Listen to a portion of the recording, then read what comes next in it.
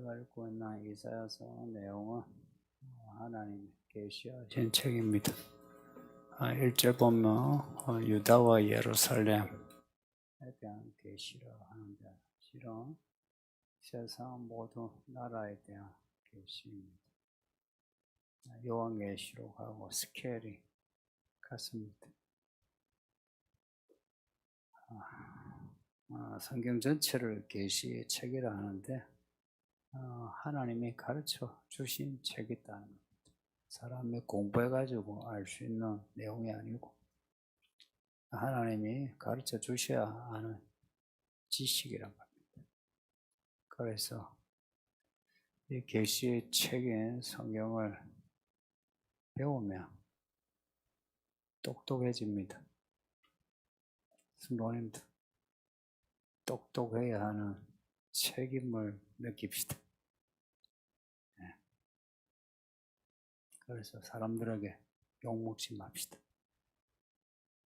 특히 가족들에게, 또 지인들에게, 직장 동료들에게. 똑똑하네. 처신 잘하네. 사는 길이 다르네. 그런 소리 들었으면 합니다. 또 계시의 내용은 이사야서는 2600년, 700년 오래 전의 책인데 과거의 책이죠. 과거의 내용이기도 하고. 그런데 이 내용은 현재에도 미치고 있고 또 장차 나중에 이루어질 내용도 있어요. 그러니 이사야서 읽으면서 내 인생 전체 내용이 담겨진 내용이다 여기시고 이사야 공부 잘합시다. 이제 이런 마음으로 이사야서 책을 펼쳤는데 이제 1장을 펼쳐 읽다 보면 첫 구절에서부터 좀 놀래죠. 1장 2절의 내용 보면 하늘이여 땅이여 들어라 기울이라. 하나님의 말씀하는데 내가 자식을 양육했는데 내 자식들이 나를 거역하였다. 소는 개도 나귀도 자기 주인을 알고 구유를 아는데 이스라엘은 나를 알지 못한다. 깨닫지 못한다. 그럽니다. 그러니까 하나님이 자녀로 이스라엘을 키웠는데 하나님을 알지 못하고 깨닫지 못한다. 이방인처럼 되었다는 겁니다. 근데 이방인이야 원래 그렇죠. 모르니까 그렇게 살 수밖에. 근데 하나님이 낳고 키운 이스라엘이 그러니 패역하다 그럽니다. 남의 자식이 내 말 안 들으면 그렇죠. 그럴 수밖에. 근데 내 자식이 내 말 안 들으면 내 자식은 못된 자식이죠. 패역이란 말이 그런 말입니다. 패역. 하나님 말씀하시는데 대꾸하고 역으로 나간다. 패역, 역으로 나간다. 챙겨구리처럼 아니면 반란을 일으키는 것처럼 그렇게 역으로 나간다. 그러면서 하나님께 또 나와서 또 제사는 또 해요. 이 심리를 생각해 보세요. 아까 그 기도하신 집사님이 주일에 예배하고 헌금도 하는데 말씀대로 안 산다고 절기되고 날 되면은 제물을 바치는데 근데 하나님이 뭐라 말씀하시면 대꾸하고 역으로 나아가는 하나님은 그래서 제사하지 마라, 제물 바치지 마라. 내가 제물 감당하기가 힘들다. 그러시고 이 예배는 기도하고 찬양하는 거죠. 그러면 하나님이 눈으로 우리를 딱 보시고 귀를 여시고 이제 기도를 들어 온다고 하시는 거죠. 그런데 이스라엘에 대해서 눈을 가리시고 일부러 안 보려고 안 봐. 또 귀를 막으신다.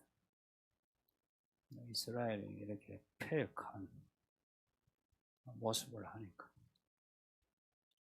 이방인이 그러면 이해되는데 이스라엘이 그러니까 못 참겠다는 겁니다. 이런 이스라엘에 대해서 하나님이 원하시는 게 뭐냐? 그 앞에 16절에 지금 지난번에 읽었던 거 한번 다시 말씀드리는 거예요. 16절 보면 스스로 씻으며 깨끗하게 하며 악한 행실을 버려라. 악한 행실을 끝내라. 스스로 생각해 보면 아무도 내 대신 회개해 주지 못해요. 내가 끊어야 끊는 기지 누가 끊어주겠어요. 그래서 제가 하나 발견한 게 믿음은 각자다. 같이 이렇게 예배해도 각자다. 그래서 저나 여러분이나 누구에 의해 선동 될 필요도 없고 누구를 선동할 필요도 없고 내가 예수 믿어서 구원받는 겁니다. 내가 예수님 말씀 잘 순종해서 복 받는 것. 그렇게 이제 그런 사람이 많으면 다 같은 방향으로 가니까 그게 이제 한 몸이 우리끼리는 하나 될 게 없습니다. 생각 다르지. 좋아하고 싫어하는 거 다르지. 성질 다르지. 다 달라요. 우리끼리는 별로 하나 될 거 없고 그러니까 우리가 각자가 하나님을 향해 있으면 우리는 하나가 된다. 그러니까 스스로 씻어라. 악행을 거쳐라. 그 다음에 선행을 배우고 정의를 구하라. 똑같이 배우라는 말입니다. 선행과 정의, 또 본문에 나오는 공의, 의 이런 거는 내 안에 있는 거면 내가 찾아가지고 이게 옳다 하면 되죠. 성도님들 우리 안에 선한 게 없습니다. 의로운 게 없어요. 그냥 각자 생각에 옳다 생각하는 거 제가 자신 있게 말씀드리죠. 그거 틀렸어요. 그거 틀렸어요. 그렇게 하면 안 돼요. 선행과 정의는 배워야 합니다. 하나님의 말씀이 상식적이지 않느냐? 하나님이 상식적일까? 전혀 그렇지 않아요. 그렇다고 해서 또라이처럼 이상하신 그런 분일까? 그것도 아니에요. 계시란 말 자체가 뭐냐? 사람이 알 수 없는 그것을 가르쳐 주시는 거라. 그 우리의 공부, 지식, 상식을 넘어서 뭔가 있으신 거라. 그러니 배워야죠. 그죠? 배워야 하고 구하고 찾고 두드려 그걸 가지지. 그렇게 하라 말씀합니다. 그러면서 하시는 말씀이 정말 멋진 말씀이에요. 오라. 나와 함께 서로 변론하자 그럽니다. 이 변론은 서로 이야기해서 무엇이 옳은가 밝혀보자는 겁니다. 하나님의 겸손함입니다. 그래. 그렇게 들이대고 싶나? 해봐라. 이야기해보자. 변론하면 너희 죄가 주홍 같을지라도 희게 된다. 불만이 있으시면 사람에게 불만 이야기하지 마세요. 해봐야 여러분만 손해입니다. 심서봉대. 사람에게 말하면 말이 이상하게 돌아와요. 그러니까 불만이 있으면 여기 와서 아니면 여러분 골방에서 하나님께 불만을 이야기하세요. 우리 부모가 어떻고 저떻고 남편이 어떻고 아내가 어떻고 저떻고 하나님께 불만하세요. 그러면 하나님이 진짜 들으십니다. 듣고는 하나님의 방식대로 판결하시니까 한번 해보세요. 살면서 그 가슴에 한 맺혀. 아이고 내가 오라통이 터져가지고 그래서 우리나라를 화병의 나라, 뭐 한의 나라를 하는데 예수 안 믿어서 그렇지. 그런데 예수 믿는 사람이 화병이 든다. 그게 정상입니까? 부모님들, 예수 믿는 사람이 화병이 든다, 뭐 속에 한이 맺혔다 그러면 그게 정상입니까? 뭐 우울증이 있어가지고 어쩌고 저쩌고 뭐 힘들다, 그게 정상입니까? 정상이 아니지. 그런 사람을 폄하하는 게 아니고 그 믿음은 정상이 아니다 이야기예요. 하나님께 가서 해결하세요. 그 예수님이 별 병자 다 고치셨는데 예수님께 나와서 고침을 받아야죠. 그렇게 하나님께 나아가면, 결단해서 나아가면 하나님이 그 앞에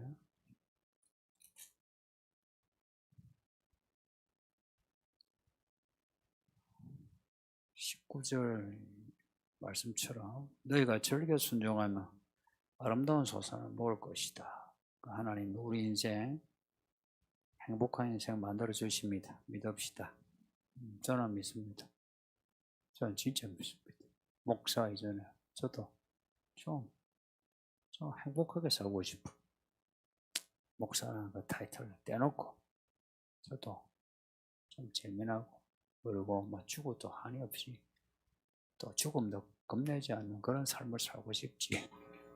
뭐 목사해가지고 뭐 목표 어쩌고 저쩌고 막 그런 마음이 없어요. 저는 그릇도 작고 속도 좁고 그냥 막 구원받고 막 인생 후회 없이 살자. 그 후회 없는 길로 가야 되는 거죠. 그게 첫 길이 뭐냐? 하나님께 나아가는 겁니다. 오라, 나와 변론하자.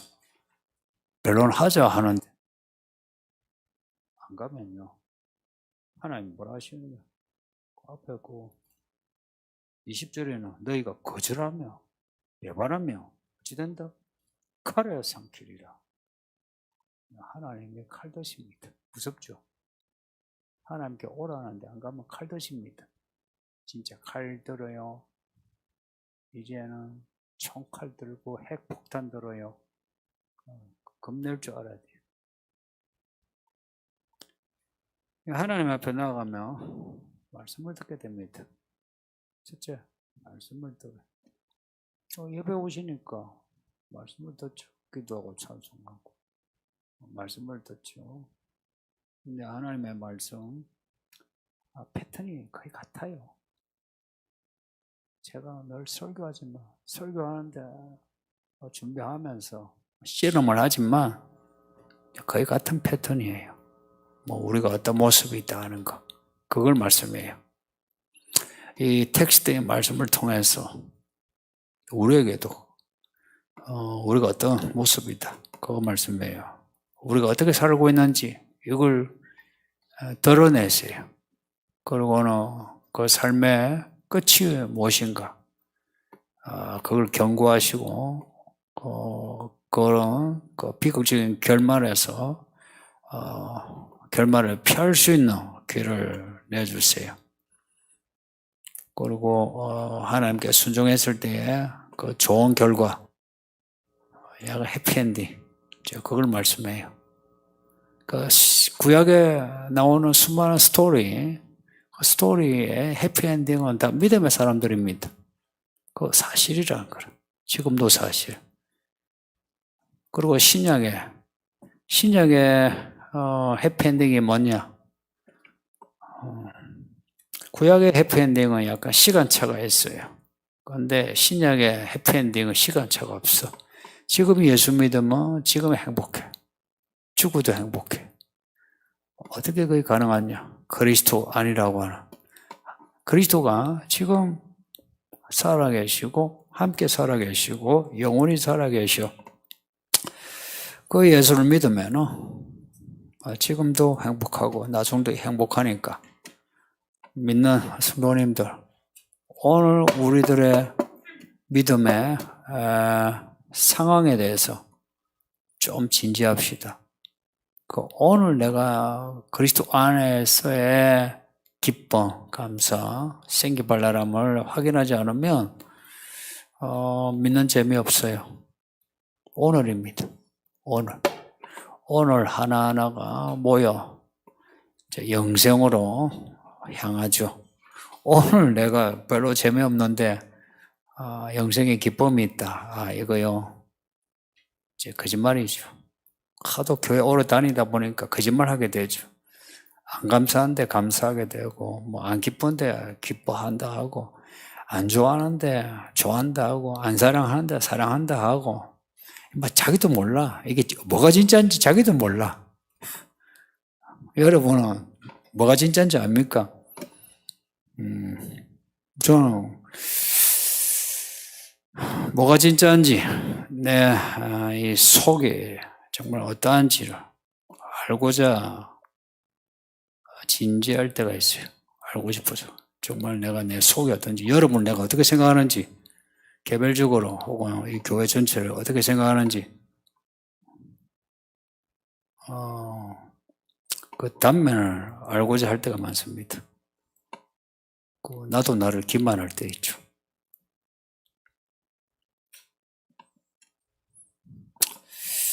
오늘 본문의 이 내용은 앞에 20절까지 그 내용과 관련되는데 17절에 나오는 선행과 정의, 행하라는 말씀이 있는데 그게 뭐냐? 하나님께 변론한 사람. 그래서 눈과 같이 희게 된 사람. 그 사람이 어떤 사람이냐? 액션에서 어떤 사람이냐? 선행을 배우고 정의를 구하는 그 모습이에요. 오늘 본문은 요 17절을 딱 텍스트로 해서 이어지는 말씀입니다. 선행과 정의. 선행이란 말, 정의란 말하고 동전의 양면을 여기시면 됩니다. 정의로운, 의로운, 공의로운 어떤 사람이냐? 선행을 행하는 사람이에요. 선행을 행하는 사람, 하나님의 의를 가지고 있다. 차이점은 조금 있긴 하지만 액션에서 선행은 선행이라는 말 자체가 잠깐의 행위예요. 21절에서 정의와 공의를 언급하면서 이스라엘이 정의와 공의를 잃었다. 지적합니다. 선지자들이 늘 하는 말이 그렇죠. 정의와 공의를 잃어버린. 그래서 회복이 뭐냐? 정의, 공의가 강같이 하수같이 흘러가는 이런 걸 똑같이 말씀해요. 똑같습니다. 이스라엘이 정의와 공의가 없다. 그럴 수는 없지. 왜냐? 하나님이 자녀로 키우시오. 말씀을 줬는데 말씀이 뭐냐? 의예요. 말씀이 뿌리가 되는 의라. 거기에 정의가 공의가 싹이 나고 열매가 나온 그 한켠의 액션이 뭐냐? 선행이에요. 그런데 이스라엘에 정의도 공의도 선행도 없다. 뭐야? 못 참겠다. 하나님이 그래서 칼을 드신다. 뭐라 하냐? 24절에서는 내 원수라고 합니다. 원수. 성도님들, 우리가 교회 다녀도 말씀대로 안 살면 하나님의 원수입니다. 하나님의 원수를 대하듯이 대하신다. 와, 이거 참 이해되시는지? 하나님이 날 사랑하시죠. 날 사랑하시죠. 그래도 사랑하시잖아요. 하는데 한편 원수처럼 대하신다. 이해가 됩니까? 근데 여러분은 원수처럼 여기시는 그것보다는 날 참으시고 그래도 날 사랑하신다 하죠. 그러니까 날 사랑하신다 하니까 어떻게 해요? 해오던 거 그대로 하죠. 그죠? 그죠? 그대로 하죠. 하나님 날 사랑해요. 그래도 사랑하신다. 그래도 하면서 내가 하던 짓거리 그대로 하죠. 술도 처마시고 처자 빠져가지고 하면서 그래도 날 사랑하신대 하고 그렇죠. 근데 하나님이 날 원수로 칼 드신다면 정신이 번쩍 들죠. 하나님을 편하게 생각하면 안 돼요. 다들 편하게 생각하시죠. 사랑이시니까. 나도 봐주지. 당신도 봐줘. 그러니까 하나님하고 이제 맞먹는 거라. 근데 오늘 본문에 원수처럼 보복하신답니다. 보복. 내 원수에게 보복하리라. 이런 하나님의 복수, 보복은 항상 하나님의 정의와 관련됩니다. 잊지 마요. 하나님은 사랑도 의롭게 하십니다. 구원, 하나님의 의를 받을 때의 구원입니다. 그 하나님의 보복은 의와 관련되니까 내가 불의하면 하나님의 의가 날 죽이는 칼대요.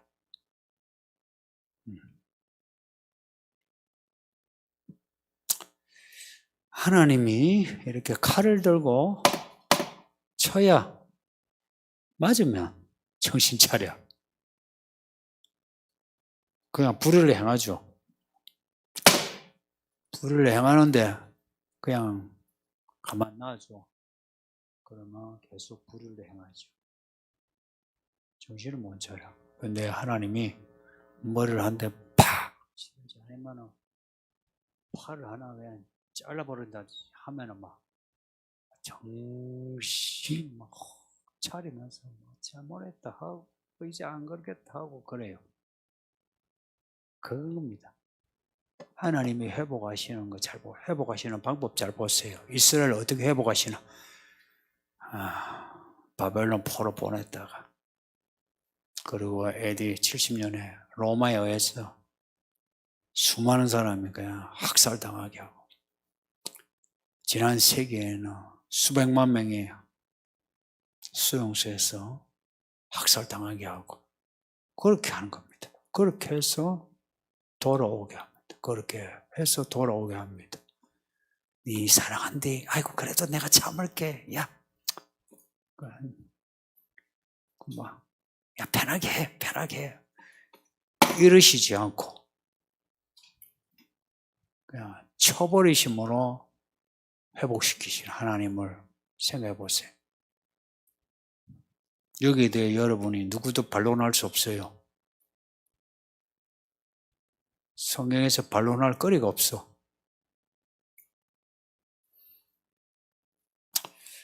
그렇게 해서 회복된 도시를 시온이라 부르고 또 회복된 사람들 돌아온 자라고 부릅니다.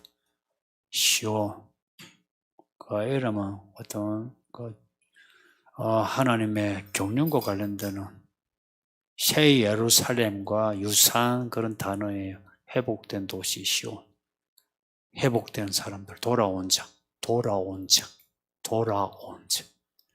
그냥 한 대 맞고 끝까지 그냥 가버린 사람이 있는가 하면 한 대 터지고 다 이래서라도 돌아온 사람이 있는데 그 사람들이 이제 돌아온 자. 시온은 정의로 구원받고 돌아온 자는 공의로 구원받는다. 쉽게 말하면 우리가 어떻게 구원받노? 하나님의 정의와 공의를 행함으로 신앙 고백하죠. 20세기에 철학에서 아주 한 건 했어요. 언어에 대해서 진짜 실험을 많이 했는데 이거는 언어학과 철학에서 이 언어가 그냥 언어가 아니에요. 언어와 텍스트 혹은 액션을 연관시켰어요. 언어에 행동이 있다. 그랬어요. 그걸 밝혀냈어요. 우리가 말을 하는데 말이 아니라 여기에는 우리의 행위가 들어가 있다. 혹은 역사가 들어가 있다. 앞으로의 계획이 들어있다. 그러니까 우리가 예수를 믿는다 할 때 그 말씀을 믿죠. 그러면 이 언어가 우리는 앞으로 새로운 삶에 성경의 언어가 이제 우리의 새로운 이제 바탕이라. 그리고 이 성경의 언어가 길이라. 그리고 영역이라. 그 언어 본질이 뭐냐? 단어 아니면 문장 그 본질이 뭐냐? 성경의 모든 말씀에는 하나님의 의가 담겨져 있음을 잊지 마세요. 하나님의 의가 담겨져 있어요. 그래서 어떤 말씀이든 믿으면 그 사람은 하나님의 의를 입어요. 신기하죠? 그거 구원이라 해요. 구원받는 거.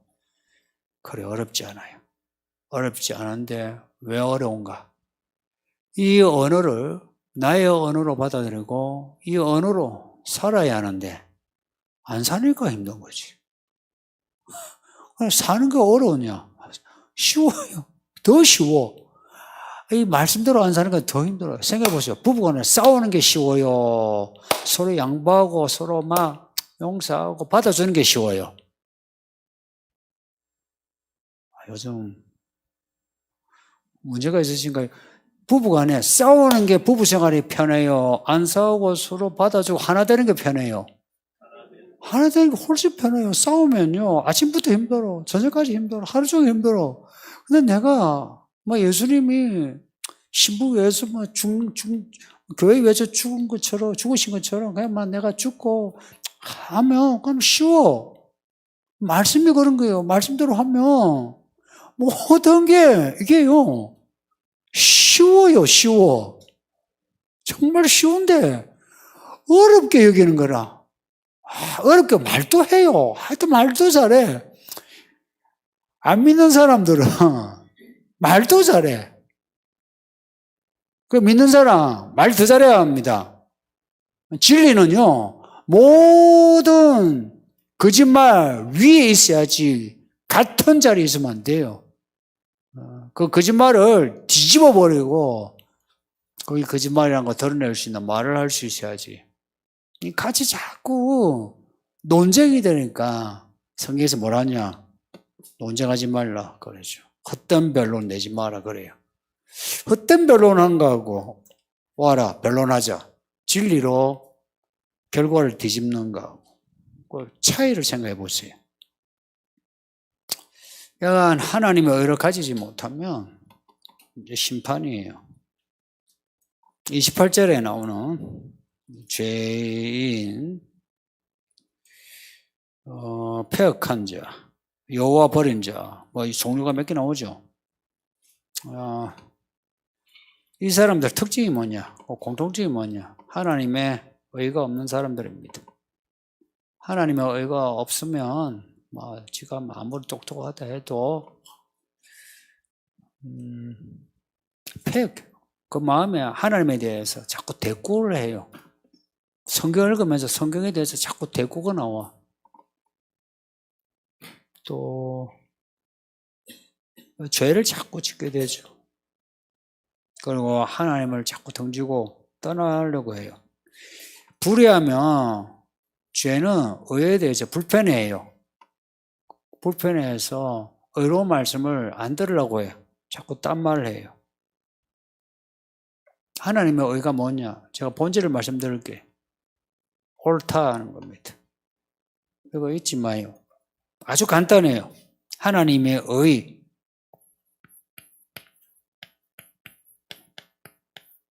옳음입니다.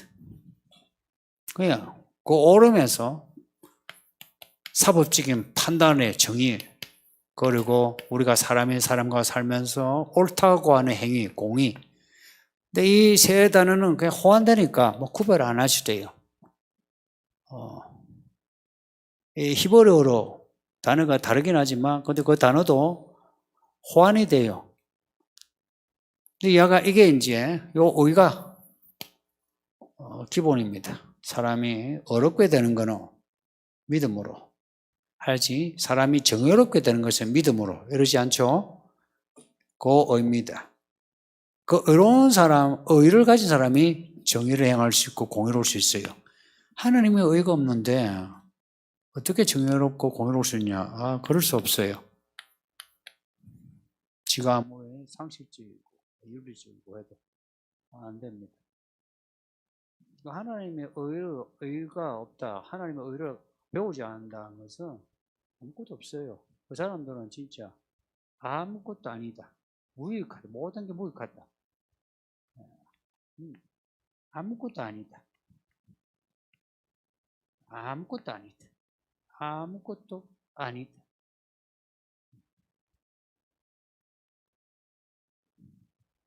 그 23절에 폐역하며 도둑하고 짝하고 뇌물 사랑하고 예물 구하고 고아와 거고 돕지 않나. 이거 약간 비윤리적인 도덕적인 그런 죄 나열하죠. 그래서 나는 그런 거, 나는 뭐 그렇게 뇌물 안 받고 나쁜 짓 하지 않는다 그러죠. 자기를 어렵다 여기죠. 근데 29조 같은 경우는 상술이나 뭐 동상, 이게 뭐냐?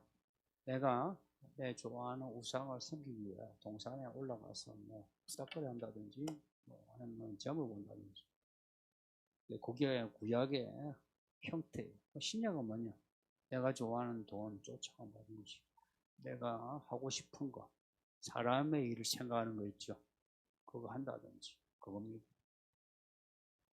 29절의 내용은 신약으로 여기는 세상 좋아하는 거 나도 쫓아간다. 아니면 내가 하고 싶은 거 내가 따라간다든지 그런 내용입니다. 이 두 가지 중에 우리가 사실 해당 안 되는 거 없어요. 사실 당신 두고 생각하면 다 해당이 돼요. 우리는 그렇게 도덕적이지 않아요. 가끔 이 도덕적인 것처럼 하는 분인데 제가 나이가 들면서 알게 된 게 사람은 전혀 도덕적이지 않아요. 도덕은 알지만 도덕적이지 않아요. 그리고 종교적으로 사람은 나이가 들수록 종교적으로 우상을 가까이 할 수밖에 없는 어떤 심리적인 구조를 만들어가고 있어요. 그래서 나이 든 분들의 신앙들을 잘 보세요. 그 안에서도 약간은 성경에 벗어나 기복적, 무속적 그래요. 그래서 그분들은 뭐 덮어놓고 기도 막 하려고 하고 뭐 헌금 억수로 하면 막 큰을 한 것처럼 여기고 그러죠. 그렇게 한 사람 하나님이 잎사귀 말하는 상수의 나무, 물 없는 동산과 같이 만든다. 그리고 사물하기, 이 사물하기 말은 더 뽀잡아야 단어인데 이런 말이 한글 성경을 힘들게 만들어요. 불쏘시개 있죠. 불쏘시개로서는 밧줄이 있죠. 우리가 옛날에 뭐 연탄 태울 때 종이를 태워가지고 그래 넣죠, 그죠? 그 밑에 깔고 연탄을 올리죠. 그건 사물하기. 그거예요. 그런 것만. 그렇게 태워버리고 만다. 이게 이스라엘 대 하나님의 경고 말씀인데, 한국 사회에 대해서 말씀하는 것 같지 않습니까? 23절과 29절의 이 죄악들, 이 한국 사회에 끔찍한 사건들로 많이 나타나고, 끔찍한 사건이 아니라 이거 자잘하게 우리가 일상에서 살면서 많이 일어나지 않습니까? 아시다시피 있는 사람, 가진 사람, 괜찮은 사람이 없는 사람을 무시하는 사회 아닙니까? 없는 사람이 대접받습니까? 그렇지 않죠. 고아와 과부 그런 거 있죠. 말로는 도와줘. 불쌍히 여겨. 근데 천대해요. 그들 위해서 뭐 헌금도 하고 아니면 그들 위해서 기도도 하는데 직접 대하면 천대해. 어떻게 생각합니까? 이게 현실이잖아요. 예를 들어서 뭐 며느리, 사위 또 그렇게 하고 교회 안의 성도들도 뭐 그들 위해서 기도를 한다. 아이고 도와주세요. 돈을 모은다 해도. 근데 자기 이제 딱 심중으로는 그 사람 무시하고 들어가는 그런 모습 오늘 본문에 24, 29절의 모습하고 뭐가 다릅니까? 또 상술이나 뭐 동상 이런 것처럼 내가 좋아하는 거 내가 쫓아가는 거예요. 내가 좋아하는 거 쫓아가는 거 내가 하고 싶은 거 하는 거예요. 그거하고 이스라엘 이 사람들하고 뭐가 다릅니까? 교회 밖의 사람들이 그러는 거는 원래 그래요. 그 사람들 원래 그래. 원래 그래. 근데 하나님의 사람이 그런 거는 하나님이 못 참는다 이 말입니다. 하나님의 사람이 그러는 거는 못 참아요. 그러니까 하나님의 사람은 달라야 된다 하는 게 하나님의 말씀입니다. 야 어떻게 내가 저 부차고 가냐? 야 내가 어떻게 우상하고 가냐? 내가 어떻게 세상하고 가냐? 야 나하고 돈하고 가냐? 하나님이 그러신 거예요. 그래서 야, 니는 내 이름으로 사니까 너 집안에서 네 처신 똑바로 해. 야, 니 뭐 가게 하냐? 가게 하면 야 다른 집 가게하고 너 달라야지. 뭐가 달라? 야 직장 다녀? 너 뭐가 달라? 야 니 며느리냐? 너 시어머니 어떻게 대해? 니 다른 게 있어? 그런 거예요. 뭐가 다르냐 하는 거. 남편, 네 아내 어떻게 대? 네가 시어머니, 시아버지냐? 너 며느리, 너 어떻게 돼? 어떻게 대하나? 이거 물어요. 어떻게 하고 있느냐? 하나님은 항상 현재 하나님이시. 그걸 현재의 하나님이라 하기도 해요. 현재. 지금을 이야기해요, 지금을. 지적하실 때는 지금을 이야기해요. 지금 뭐라 딱 하실 때는 지금 나의 모습에 대해서 내가 좀 정직해야 되죠. 그래서 안 믿는 사람하고 다르지 않다 할 때는 이거는 문제가 심각하다. 이 자체가 불이요 불법이라는 겁니다. 믿는 사람이 안 믿는 사람하고 같다. 믿는 부모와 안 믿는 부모가 같을 수 있습니까? 같다면은 그 문제가 있는 거예요. 심각한 거예요. 자식 안 믿는 자식과 믿는 자식이 똑같이 부모한테 똑같다. 그 자식이 문제가 있는 거라. 가끔은 그런 질문 해요. 사회생활 하는데 믿는다고 해서 그렇게 다르게 하면 손해보지 않느냐? 사업하기 힘들어요, 그래요. 여러분에게 내가 물어볼게요. 믿는 사람처럼 한번 사업을 해본 적 있나요? 믿는 사람처럼 한번 직장생활 해본 적 있나요? 해본 적 있느냐? 해보고 안 된다면 안 된다고 하지. 100% 안 해본 사람이에요. 그리고 해본 사람은 한결같이 하는 말이에요. 하나님께 감사해요. 직장생활, 연애, 결혼 전부 그래요. 후회하지가 않아. 안 해본 사람이 하지 않고 아이고 안 돼요. 교회하고 같나요? 그렇게 해서는 안 돼요. 교회와 그 부분 달라야 되죠. 물론 다른 부분은 다른 부분이 있어요. 다 똑같을 수 없어요. 그런데 어떤 삶의 패턴에서 교회와 가정, 직장을 다를 수가 없어요. 그 패턴이란 거는 이 말씀과의 스텝을 말해요. 이 말씀하고 같이 가는 데 있어서 어떻게 직장과 가정, 교회에서 다를 수가 있나요? 돈 문제 때문에? 인간관계 때문에? 그러면 거기 돈 문제가, 인간관계 문제가, 그게 동산이죠. 상술이나 뭐라. 우상숭배하는 곳이라. 하나님이 오라 변론하자 할 때는 야, 내 말 좀 들어보라 이 말씀 아닙니까? 그러니까 말씀을 읽으셔야 돼요. 지금 우리나라 천주교는요 성경 안 읽어요. 천주교인들 다 똑같은 말을 해요. 성경 안 읽어요. 그들은 성경 몰라요. 같은 성경이거든요. 근데 그들은 성경 안 읽어요. 근데 개신교도 성경을 잘 안 읽어요. 그래서 읽고 설교를 들어야 돼요. 그리고 여러분 설교를 듣고 이해할 수 있어야 돼요. 이해와 공감이 필요해요.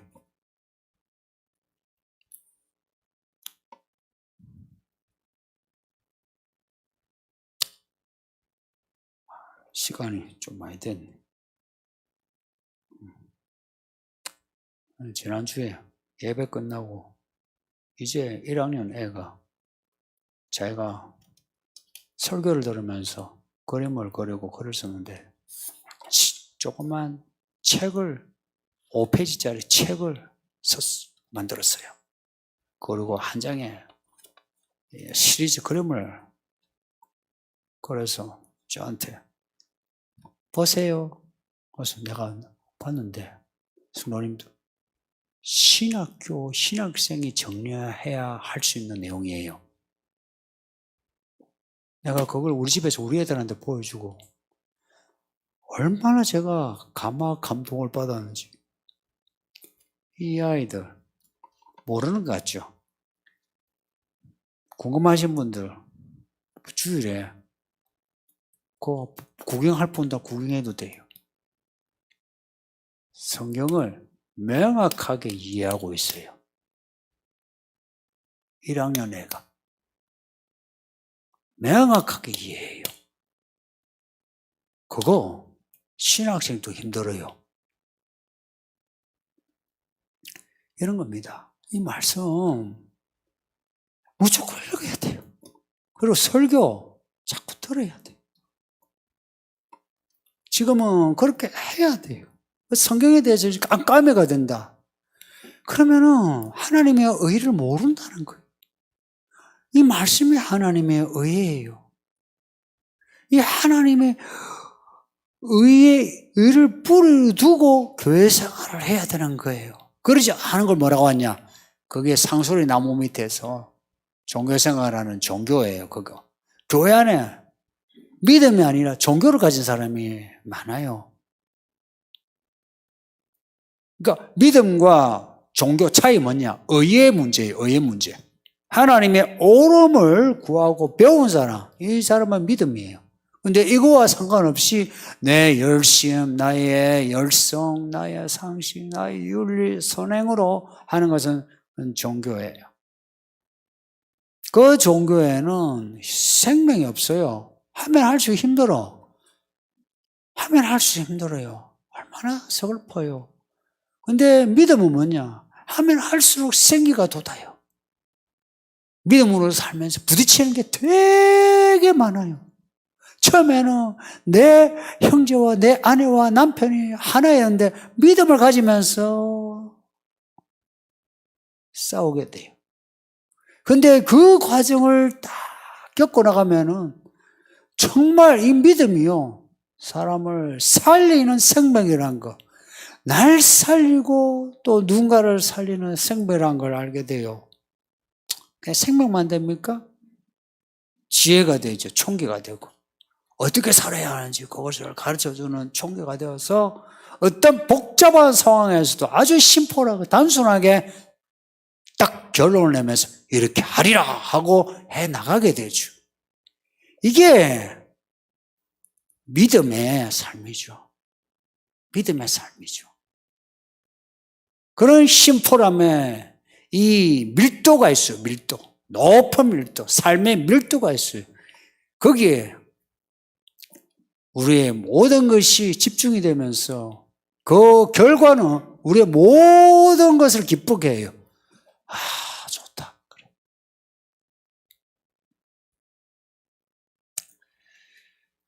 이런 하나님의 의를 가지시려면 하나님이 오라 변론하자 하니까 성도님들 하나님께 나아가시길 바랍니다.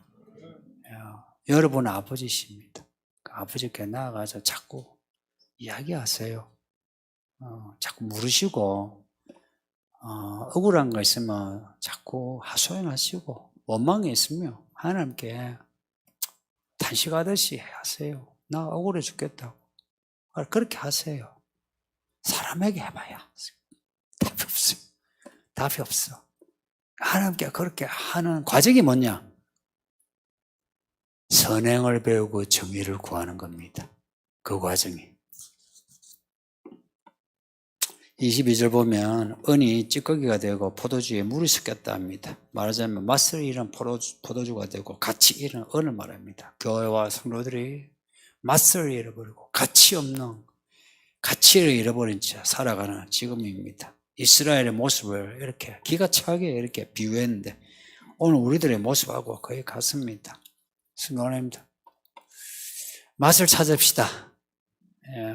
그리고 우리가 은이 아니라 금 같은 성도 아닙니까? 금 아닙니까? 우리는 금입니다. 은도 아니고 금 같은 믿음을 받았어요. 금 같은 의로우심이라. 그러니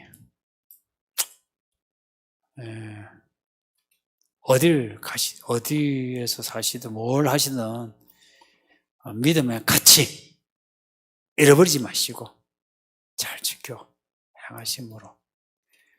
그 지난주에 읽었던 그 본문의 19절에 너희가 절겨 순종하면 땅의 아름다운 소산을 먹을 것이라 하는 이 말씀 이루시기를 예수 이름으로 축복합니다. 말씀 생각하면서 한 1, 2분 같이 기도할까요? 같이 기도합시다.